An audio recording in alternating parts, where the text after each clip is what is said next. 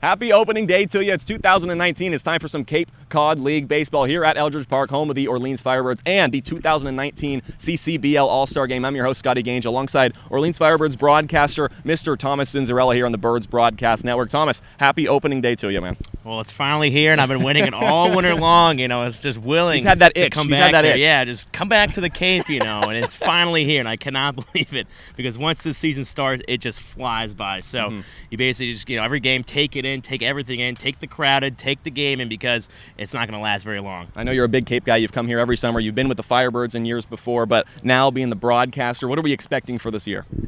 Well, I think Orleans is kind of a story tradition. It's the Hill, obviously, where a lot of the fans sit. It's, where I grew up. A lot of other, interns and a lot of people that come here every single year always want to come back and get to the Hill and talk about the tradition. Guys like Nomar Garcia-Parra, Mark Teixeira. The last time the Firebirds won a Cape League championship was 2005. And Kelly, he always has these talented rosters. So I think he's so far starting to collect a couple guys himself so that can maybe try to pave a way for another championship here in Orleans. You mentioned Kelly Nicholson. He'll be on the show a little bit later. Bob ODonnell, the new president, and Sue Horton, the general manager, also going to be on with us today. Speaking of Kelly Nicholson, and last year, for the first time in a long time, the Firebirds did not make the playoffs. What do you think they're going to do differently this year? Because you got to know Kelly's got that itch. He's got something else that he's going to bring to the table this season. You talk about that itch. I mean, Kelly, California cool, we like to call him, a little laid back like you, from San Diego. But no, Kelly's a competitor, man. He's fierce every single game, game in, game out. He wants to win. A lot of the players here, some of the guys that aren't from maybe the high D1 type of caliber players, they want to win too. And I think Kelly's kind of like the locker room guy, like a Bill Belichick guy. The inside is very, sometimes quiet on the outside. A lot of people, some people you see him as very loud. Just depends, where you see him. But he's a guy that in the locker room, he fires people up, and I think that's what. When we talk about the itch, he wants the itch. He's going to fire people up. I think Kelly's really wanted this season, and this opening day to come sooner rather than later. You're firing me up right now. We got the music on in the background. It's opening day, everybody. Thomas Zinzarella, silky smooth voice. You can hear him on our YouTube live broadcast. Bob ODonnell coming up right after this. Hey, my name's Donovan Benoit. I'm a right-handed pitcher from Santa Fe Community College, and you're watching the Birds Broadcast Network. Hello, everybody. Welcome back to the Birds Broadcast Network. Opening day pregame show. Scotty Gange alongside the brand new president of the Orleans Firebirds, Bob ODonnell. Bob, congratulations. Happy opening day to you. Thanks. We're looking forward to this opening day. As I've been saying, that when we turned off the lights last August, we started planning for this year, and we had a very exciting winter. Planning how do we improve the field and improve the fan experience.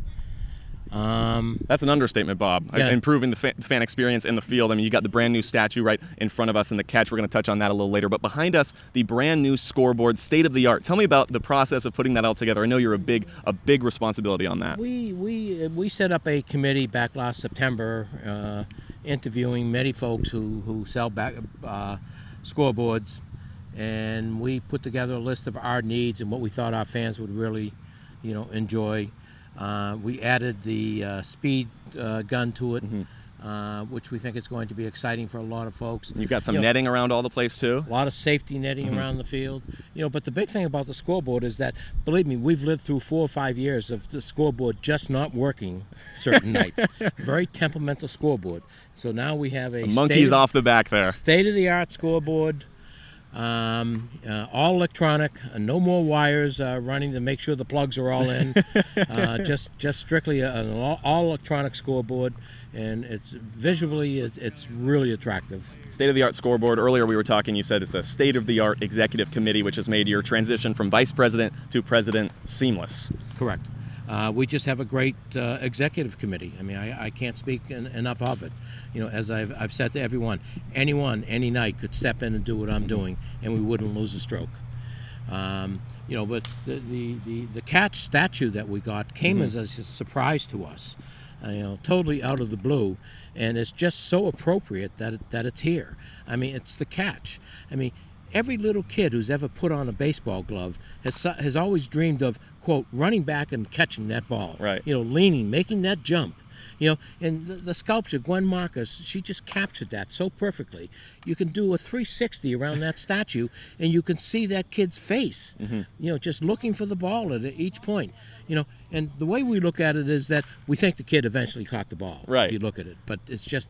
I know the interpretation is the ball's teetering just on top Correct. of the glove. It's up to your own imagination, but it is really beautiful. Later in the show, we're going to get a full 360 degree, like what you said. We're going to get a full 360 look at it here at Eldridge Park. It's just fantastic. But it's a perfect environment for it. Where could be a better place than a school and a great baseball field? I mean, it's perfect. In your letter to the fans, the organization, and the annual Orleans Firebirds yearbook, you said that you want visitors to come to this park and feel the love and excitement for Cape Cod baseball and for the Orleans Firebirds baseball. What does that love and excitement personally mean to you? Well, I love the game of baseball. I wish everyone here was on a first name basis. Is my feeling. I just want everyone to feel the warmth that's here, and how it's just a very simple field. There's no stands. You just put your blanket down, you put your lawn chair down, and you just enjoy it. You have a little snack. The kids run around chasing balls on the hill. I mean, what could be more pleasant than just an environment like this? Can't think of anything better, Bob. Nothing Opening better. day here on the hill. Better. Birdman Bob, thanks so much. Really appreciate Go your Birds. time. Yes, sir. My name is Zach Daniels. I play outfield, and a fun fact about me is I like Legos. Eldridge Park's newest addition is, of course, the scoreboard right behind me, but there's another addition to the park that you have to check out if you're here in Orleans. The Catch. Created by nationally recognized sculptor Gwen Marcus, Catch is a depiction of a young fan going for a foul ball. Now, you may notice the ball teetering just on top of their glove, as this is, of course, on purpose for the viewer to use their imagination on whether or not they make the grab. But regardless, they're trying their very best. The uniform details were actually modeled after those worn in the 1976 movie The Bad News Bears, with incredible details in the shoelaces, buttons, and the eyes, and more.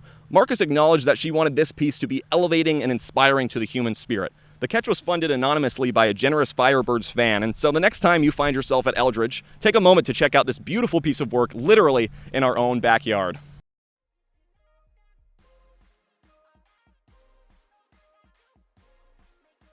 Hello, everybody. Welcome back to the Birds Broadcasting Network pregame show. Scotty Gange alongside field manager Kelly Nicholson. Kelly, first off, happy opening day to you. Thank you, Scotty. Of course, you're 15 as the field manager. Congratulations on that. How are we feeling getting into the first game of the season tonight? I think we feel good. We had 3 really good days of workouts, and these guys are ready to play games. So I think everybody's excited to play somebody else, instead of getting out there and practice in one more day. So yeah, we have everything put in and got our pitching lined up, and we've got actually 2 guys on the bench, so we're ready to go. We're ready to go. You say that, obviously a slim number with lots of guys that are going to come here still playing their college ball, but it's interesting to me in the process of recruiting players and getting them onto the team. How was that for you this offseason? It's a challenge. It's the biggest challenge that I face doing this job, because you're going to, you battle guys that are going to get shut down because of innings. You battle guys because of injury. You're going to lose guys to Team USA, so you just have to do a good job of secondary recruiting. And it seems like our numbers are pretty good, and guys that are leaving, we have guys coming in, so I think it's going to work out okay, at least knock on wood. We got Adam Seminaris on the mound. What have you seen from him in just the last few days? Well, he's a left-handed strike thrower. I saw him on TV. I saw him throw against Cal State Fullerton maybe 3 or 4 weeks ago, whatever weekend that was, and he would probably be, I don't think he's a crafty lefty. It's probably going to be 86 to 89 with a good change-up. He should pound the zone, and he's going to get 75 pitches tonight, or 5 innings, whichever comes first. 65 to 75 pitches. Something fun this year, a brand new addition, is we're going to be able to see how hard he's throwing the ball on the brand new scoreboard out in left field. We've got a brand new statue, lots of upgrades to Eldridge Park. How are you feeling about that? Yeah, the field looks great, man. The field looks absolutely good. The new scoreboard's great, and the press box, and this thing, and you guys, and it kind of all starts at the top. We have a really good organization with Paige Thompson and did I pronounce that correctly? Paige Thompson and Bob O'Donnell and Sue Horton, and everybody in the organization just does a terrific job. I don't think you're going to have a better venue for opening day anywhere on the Cape. Coach, you talk about teaching players to learn to play the game the right way, respecting the game. What does that really mean to you personally? Well, what we want them to be able to do is when they eventually get to the major leagues, we want them to be professional in their behavior, and our kind of default guys, Derek Jeter. If you need to know how to act on a baseball diamond, just let your default be Derek Jeter, and you're going to be doing things right on and off the field. You're 15 as the field manager. You're 19 with the Birds. Still feel like the first today? Yeah, it's always exciting. I didn't sleep very well last night. That's a good thing. You're too excited. It's like you're going to Disneyland. Exactly. And I got here early. I was in the office about 7:30. There's always stuff to do, Scotty. So, yeah, I'm excited to watch these guys play, man, and be with our new coaching staff and to see Bourne play. And it's fun, man. It's a great way to spend the summer on Cape Cod watching these guys play baseball. Couldn't ask for a better day. I'm excited too, Coach. Thanks so much. You bet. Really Thank you, Scotty. Yes, sir. Thank you. I'm Trevor Johnson. I play outfield, and this is the Birds Broadcasting Network. This is Rob Emery, catcher for the Orleans Firebirds. Fun fact about me is I can finish a double cheeseburger in less than 30 seconds. You're watching the Birds Broadcast Network. Perhaps the busiest woman in this entire organization, Sue Horton, the general manager. First off, this is your 20th year as general manager. Congratulations. I think that's about right. Yeah. Yes, thank you very much. Of Thank course. you very much. Congratulations. Still standing. Happy opening day to you. It's fantastic today. Thank you. It is. It's a beautiful day for baseball. So we're really happy that the weather cooperated. So I know everything in this organization is still hectic for you, lots of player movements, but at least the off season is over, right? At least the off season is over. The long wait is over. We're Yeah. not having any more meetings for a No. while. So we can just concentrate on these guys and having a good time and watching some great baseball. How is that process for you in this off season and getting guys to this team and all that? Well, luckily we have Kelly Nicholson who takes care of the bulk of things, and I just do the paperwork end, and we're just really blessed to have him because he always recruits some really great guys for us. I know you and him have a really close relationship and just working together for the past 20 years, really. Well, yeah, his first year was 2001, and then he took over as head guy in 2005 due to my groveling and begging, and he brought some people in that he wanted to have, and the rest is, it's all been terrific ever since. So it's terrific to have him here, and also lots of new additions to this terrific park. Can you touch on some of those and what's been going on this offseason? Well, yeah, a lot of things off season. We got the new scoreboards. Stu Murray on our committee did a wonderful job picking out the good contractor and designer, and it looks really beautiful. Davis, one of our other volunteers, jack of all trades, and he fixed the bird's nest, so now everybody's got a great view. Tremendous amount of work, and thank heaven for him. We love people A tremendous amount of work. Tremendous. We love people who know how to do things like that, since most of us don't. And then we had the dugouts rehabbed. We painted and fixed a couple things there. New padding. Yep. New netting. We got some new netting for the I think turtle. it's 5 feet higher on the netting around Yes, the field. the new safety netting down the right field line is higher, so that gives us a little more level of comfort that somebody isn't going to take a foul ball. And I have to think, that's good. I have to think a lot of this is because we've got the biggest game of the season, the Cape Cod Baseball League All-Star Game. That's here this year. That's and right. that means a lot more work for you this year. Yes, it does. A lot more work for a lot of people. Uh-huh. We haven't done one since 2004. And I think we kind of forgot a little bit how much work it is. And it's different now. I mean, every year the Cape League gets a little more involved, a little more layers of things that you need to do and remember. But it's all good. I mean, it just keeps our status up where it needs to be. We need to be looking over our shoulder all the time because people are chasing us. So we need to stay as good as we can. But yeah, I think the All-Star Game is going to be fun. If we had a day like today, it really would be beautiful. You couldn't ask for much better today. Oh, this is great. Yeah. The last 2 times in recent memory was 1994 and 2004. The Cape Cod Baseball League All-Star Game was here. Yes. And we also had the Silver Bullets here in 1996. That was a lot of fun.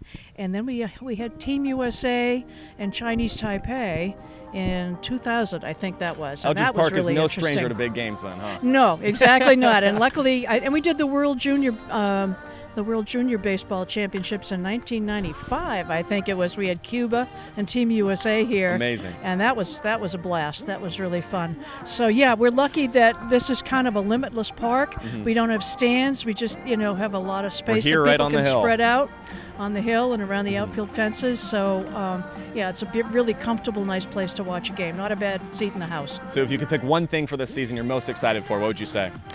Just watching these kids, watching them grow and develop and go back to school better ball players and getting to know all of them and enjoying the time we get to spend with them. Yeah, definitely. Sue Horton, year 20. This is General Manager Sue. Thanks so much for joining us in. Happy Thank you, opening day. Scotty. Welcome Congratulations. to you. We're glad to have you. Thank you.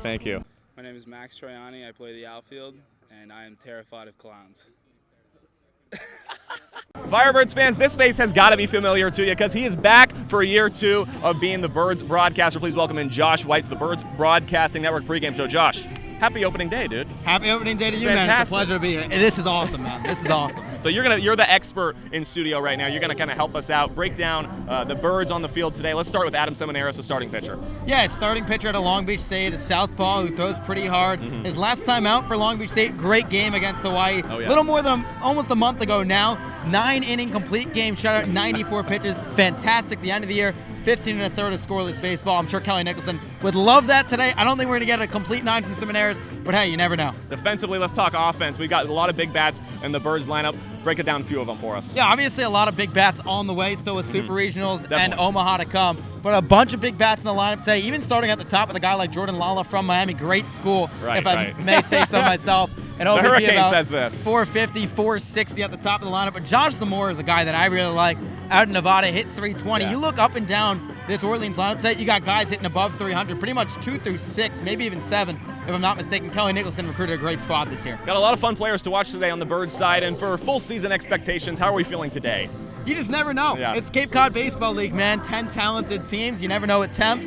It's always going to be that guy you don't suspect to be the hero. That's the guy that's going to come through when you least suspect it. You know, you have the highlights of the summer, 4th of July against Chatham. Yep. You go to Fenway Park for Scouts Day. Then the playoffs get revving up. Hey, Scotty, it should be a fun summer. Where the stars of tomorrow shine tonight, born at the Birds here on the Birds Broadcasting Network.